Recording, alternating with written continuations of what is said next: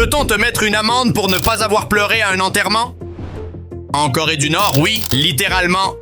Imagine vivre dans un pays où Google n'existe pas, où tu ne peux même pas choisir librement ta coupe de cheveux, sous peine de finir dans un camp de travail forcé. C'est ça, la Corée du Nord. On parle d'un pays bien réel. D'un régime qui opprime son peuple depuis plus de 70 ans, sous une dynastie familiale qui se passe le pouvoir comme un jeu de société.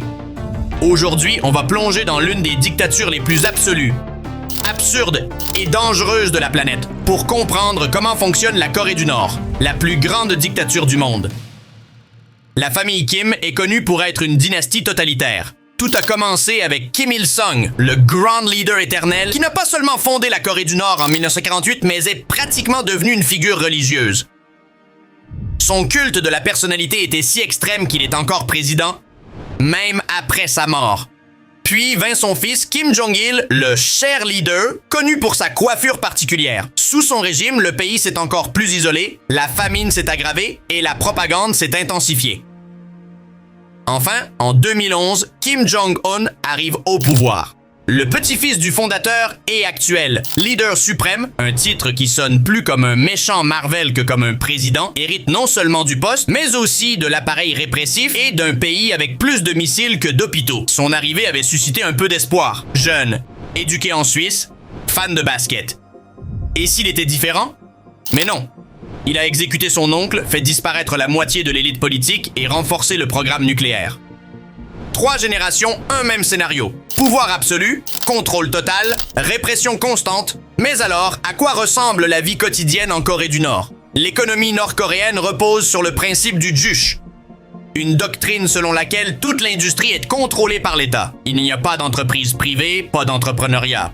Pas même la possibilité de choisir où tu veux travailler. On t'assigne un emploi selon les besoins du régime. Beaucoup de travailleurs ne reçoivent même pas d'argent comme salaire, mais de la nourriture. On parle de riz, de maïs, et avec un peu de chance, un peu de kimchi si le mois a été bon. La majorité de la population survit grâce à un système de rationnement. Mais le problème, c'est que ces rations, bien souvent, n'arrivent pas. Et si elles n'arrivent pas, tu ne manges pas. La pénurie est brutale. L'accès à des produits de base est un luxe. Et les transports, des bus rouillés, des vélos rafistolés et un métro à Pyongyang qui semble tout droit sorti des années 50. La plupart des gens ne peuvent même pas quitter leur ville sans une autorisation spéciale du gouvernement. Vacances, tourisme intérieur, oublie ça. L'idée de vie privée ou de temps libre est presque une illusion. Évidemment, tout cela ne s'applique pas à l'élite. Les hauts fonctionnaires et les familles proches du pouvoir vivent dans une autre réalité, avec accès à des voitures, de la viande, de l'alcool importé et même à des technologies modernes. Et là vient la question inévitable. Comment une économie qui ne produit pas, n'exporte pas et qui est sanctionnée par la moitié de la planète peut-elle tenir debout? Eh bien, grâce au trafic illégal d'armes, à la vente de minéraux rares à la Chine et au travail forcé à l'étranger. Parce que la Corée du Nord envoie ses citoyens travailler hors du pays et récupère la majeure partie de leur salaire. Ils exportent leur force de travail comme s'il s'agissait de ressources naturelles. Alors, à quoi ressemble la vie quotidienne dans la dictature la plus fermée du monde? C'est survivre. S'adapter à une routine entièrement planifiée par d'autres. Parce qu'en Corée du Nord, l'État ne te dit pas seulement quoi faire, mais aussi quoi penser. Et même quoi ressentir. Littéralement, la propagande est omniprésente. Ce n'est pas juste un outil politique. C'est un mode de vie. Les rues sont remplies de statues géantes des dirigeants. Les écoles enseignent que les Kim sont des êtres presque divins. Et les actualités rapportent des exploits ridicules, comme Kim Jong-il qui aurait fait 11 trous en un lors de sa première partie de golf. Bien sûr, une vraie machine. Et si tu ne le crois pas, mieux vaut ne pas le laisser paraître, parce que ne pas paraître suffisamment ému devant une photo du leader peut être considéré comme une trahison. Des gens ont été arrêtés pour avoir accidentellement froissé un journal avec le visage de Kim. Dans les maisons, la radio d'État ne peut pas être éteinte. Tu peux seulement baisser le volume, elle diffuse du contenu officiel 24h24. La télévision n'a que quelques chaînes, toutes contrôlées par le régime. Divertissement, des documentaires sur combien il est merveilleux d'être nord-coréen et sur la méchanceté du reste du monde. Et l'accès à Internet? Eh bien, il n'y en a pas. Ils ont un réseau interne appelé Kwangmyong, une sorte de intranet patriotique où tout le contenu a été approuvé, censuré et béni par l'État. Pas de YouTube, pas de Google, pas de mèmes, seulement des articles sur l'agriculture socialiste, des discours du leader suprême et des nouvelles où la Corée du Nord gagne toujours. Tout cela n'est pas un hasard, c'est un système de contrôle parfaitement conçu pour modeler l'esprit de chaque citoyen, pour qu'il ne puisse même pas imaginer une vie différente. Parce que si tu ne sais pas qu'une autre façon de vivre existe, comment pourrais-tu la désirer? Si tu penses que la Corée du Nord est un pays pauvre, isolé et sans ressources, tu as raison. Mais il y a une exception, l'armée. Parce que s'il y a bien une chose que ce régime ne réduit jamais, c'est le budget militaire. Le pays a l'une des plus grandes armées du monde en proportion de sa population, près d'1 million de soldats actifs, pour à peine 26 millions d'habitants.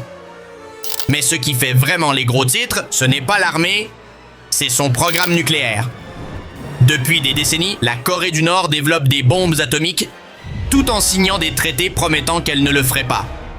Et comment tout cela est-il justifié auprès du peuple? Facile, par la propagande.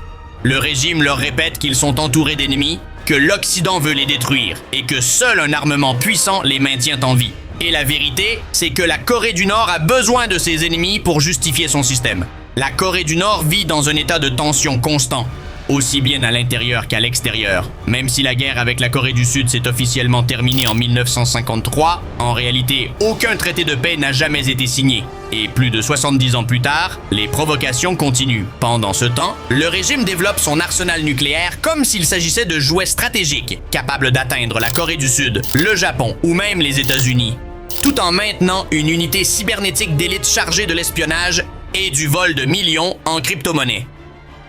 À l'inverse, la Russie s'est rapprochée plus que jamais, échangeant des munitions contre de la technologie militaire en pleine guerre en Ukraine. Ainsi, la Corée du Nord n'a pas besoin d'envahir pour faire la guerre. Il lui suffit de menacer, de provoquer et de maintenir un équilibre fondé sur la peur. Parce qu'au fond, ce qui maintient le régime en vie, ce n'est pas la paix, mais la possibilité permanente de la briser. En politique étrangère, le pays entretient une relation ambiguë avec le monde. Il a peu d'alliés, la Chine et la Russie sont les principaux, et encore moins d'amis. De temps en temps, il tente un coup diplomatique, comme les sommets avec Trump en 2018 et 2019. Pendant quelques jours, le monde a cru que Kim Jong-un pouvait changer. Photos souriantes, poignées de main, mais aucun accord réel. Sur la scène internationale, Kim a joué le rôle du dirigeant plus rationnel ces dernières années, mais derrière chaque geste diplomatique, il y a toujours les missiles, les exécutions internes et la répression. Le spectacle de la diplomatie n'était que ça, un spectacle. D'un autre côté, certains affirment commencer à voir des signes de changement. Parfois, des titres de presse internationale suggèrent que la Corée du Nord s'ouvre. Des nouvelles apparaissent sur des touristes qui entrent dans le pays, des étudiants nord-coréens avec des téléphones portables ou même des rumeurs disant que Kim Jong-un voudrait lancer des réformes économiques. Et la question est, assistons-nous au début d'un véritable changement? Eh bien, tout dépend, car oui, c'est vrai que dans Pyongyang, la capitale ou ville élite, on voit quelques signes, restaurants modernes, voitures neuves, personnes avec smartphone et quelques bâtiments brillants qui tentent de donner une image de modernité. Mais il faut comprendre une chose, Pyongyang n'est pas la Corée du Nord. C'est une vitrine soigneusement conçue pour tromper le visiteur. Un théâtre avec des acteurs bien entraînés et des rideaux qui cachent la misère. En dehors de la capitale, la situation est la même, voire pire qu'il y a 20 ans. Sans accès à la technologie, sans liberté de mouvement, sans nourriture suffisante. Pendant que le régime se vante d'avoir des antennes 5G dans un quartier officiel, il y a des villages où il n'y a même pas d'électricité. Technologie? Oui, mais pour surveiller. Téléphone? Oui, mais avec GPS contrôlé par l'État, sans Internet libre et avec l'enregistrement de chaque appel. Modernisation seulement si cela renforce le contrôle du régime. Pendant ce temps, des millions de personnes restent enfermées dans une cage invisible, sans voix, sans choix et sans même savoir qu'il existe une autre façon de vivre. Parce que le contrôle le plus puissant n'est pas celui qui enferme ton corps, c'est celui qui enferme ton esprit. Certains disent que le vrai changement viendra lorsque le leader mourra. Mais, et si le prochain est pire? Et s'ils ont déjà tout préparé pour une autre succession dynastique? Car rappelons-le, ce n'est pas une dictature ordinaire, c'est un système héréditaire avec une idéologie, un contrôle culturel et une répression institutionnalisée. Changer un visage ne suffit pas. Il faut démanteler toute une structure. La Corée du Nord n'est pas juste une dictature, c'est la preuve extrême du contrôle total. Un endroit où l'histoire est réécrite, la vérité fabriquée et la liberté n'existe tout simplement pas. Ou la propagande ne se discute pas, elle se vénère. Ou des millions de gens ne savent même pas qu'ils sont prisonniers parce qu'ils n'ont jamais connu autre chose. C'est facile de regarder de l'extérieur et de se dire « Quelle folie! Quel pays isolé !» Mais s'il y a bien une chose que la Corée du Nord nous apprend, même si elle ne le veut pas, c'est que la liberté ne se perd pas d'un coup. Elle s'effrite petit à petit. Si cette vidéo t'a fait réfléchir, t'as appris quelque chose de nouveau ou t'as simplement choqué, raconte-moi en commentaire, laisse un like, partage-la et abonne-toi pour plus d'histoires comme celle-ci. Parce que le plus terrible, ce n'est pas de vivre sans liberté, c'est de ne pas savoir qu'elle existe.